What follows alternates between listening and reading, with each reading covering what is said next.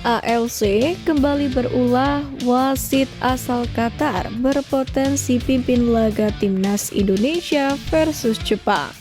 Sindir kuasa wasit Justin Hubner trauma karena sanksi AFC. Erick Thohir respon 27 pemain timnas, supporter Garuda beri tuntutan. Alasan skuad Garuda bisa lampaui Arab Saudi. Push like di bawah, lanjut simak informasi selengkapnya sebagai berikut.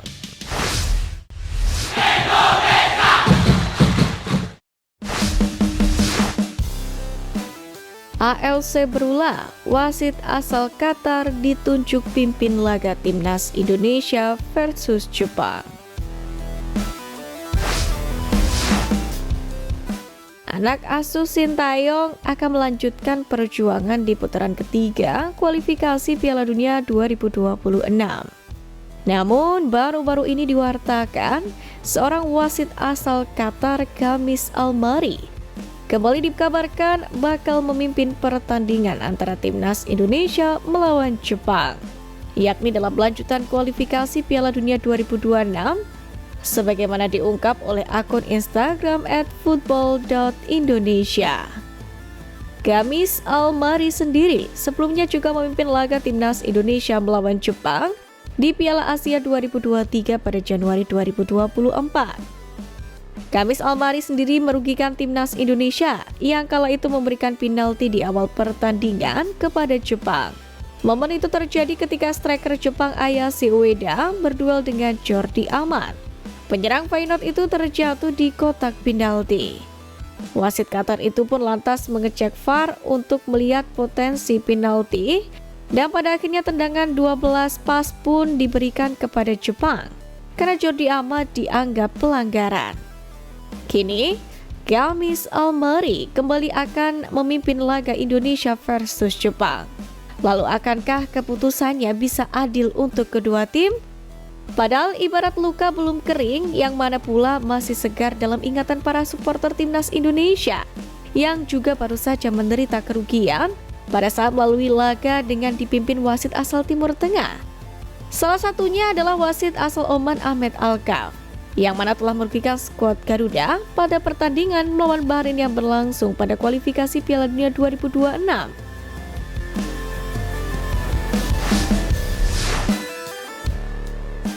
Erick Thohir respon 27 pemain timnas, supporter Garuda beri tuntutan.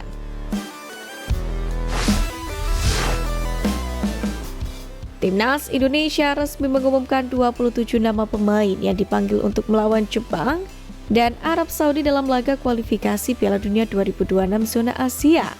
Dengan mencoret sejumlah pemain yang sebelumnya membela timnas, kali ini tidak dipanggil STY karena beberapa alasan.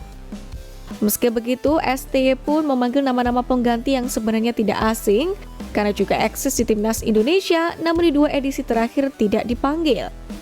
Menanggapi hal ini, Erick Thohir pun turut menginformasikan daftar 27 nama pemain timnas Indonesia tersebut, yakni langsung melalui akun Instagram pribadinya.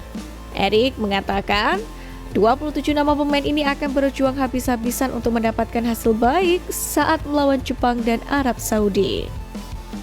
Diketahui sejak era kepemimpinan STY, juru taktik asal Korea Selatan itu memang dibebaskan dalam menentukan komposisi pemain dan juga strategi yang digunakan. Tidak ada campur tangan dari pihak luar, sekalipun itu PSSI. Federasi sendiri seringkali secara terbuka juga mengatakan bahwa tidak akan mengintervensi STY dalam hal pemilihan pemain ataupun taktik. Adapun netizen sendiri menyarankan agar 11 pemain pertama yang diturunkan seluruhnya adalah pemain naturalisasi. STY jangan sungkan untuk masang 11 pemain awal pemain keturunan. Pak Bos Erick Thohir, jangan dengarkan suara sumbang dari Toel dan kawan-kawan, yang penting bisa menang versus Jepang dan Arab Saudi. Demikianlah tulis salah satu akun netizen dari @dinasti_tau.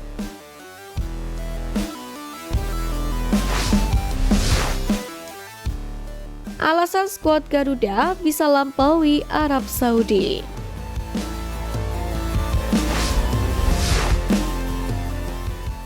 Setelah melalui 4 laga grup C, Arab Saudi duduk di posisi 3 dengan koleksi 5 angka.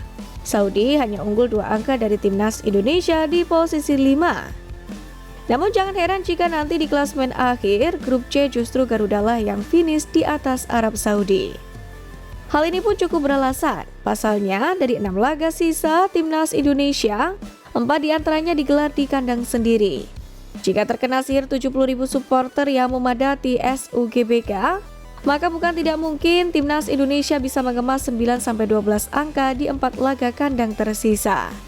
Sementara sebaliknya, Arab Saudi hanya memiliki 2 laga kandang sisa dari 6 laga sisa. Kondisi ini tentu menyulitkan Green Falcons yang bertekad finish runner-up demi menyegel tiket lolos otomatis Piala Dunia 2026. Selanjutnya, salah satu faktor yang paling menunjang adalah mayoritas pemain timnas Indonesia merupakan andalan di klub masing-masing. Cuma beberapa pemain yang menjadi penghias bangku cadangan di klub, seperti Marcelino di Oxford United, Arhan di Suwon FC, yang mana harus rela dicadangkan Sintayong. Kondisi itulah yang dialami oleh timnas Arab Saudi ketika dibesut Hervé Renard pada 2019 sampai awal 2023. Mayoritas personel timnas Arab Saudi merupakan pemain andalan di klub masing-masing. Namun terkini kondisinya berbalik.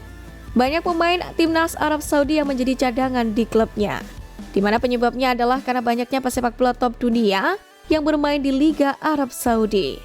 Untuk itu menarik menanti aksi timnas Indonesia di 6 laga tersisa.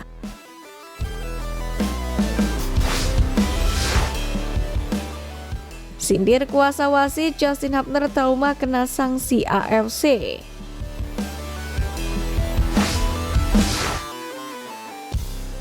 Justin Hubner kembali memperkuat Merah Putih. Ia akan melanjutkan perjuangan bersama rekan-rekannya untuk menggapai tiket lolos ke Piala Dunia 2026. Menariknya, pemain muda berbakat timnas Indonesia ini telah belajar banyak dari pengalaman pahitnya beberapa waktu yang lalu, di mana akibat mengkritik keputusan wasit melalui media sosial, ia pun harus merogoh kocek dalam-dalam dan menerima sanksi dari AFC. Seperti yang kita tahu, ketika timnas Indonesia U23 gagal melaju ke Olimpiade setelah kalah tipis dari Guinea, Hubner merasa sangat kecewa dengan kepemimpinan wasit asal Prancis, Francois Letexier. Beberapa keputusan kontroversial memang diambil wasit membuat pertandingan terasa tidak adil.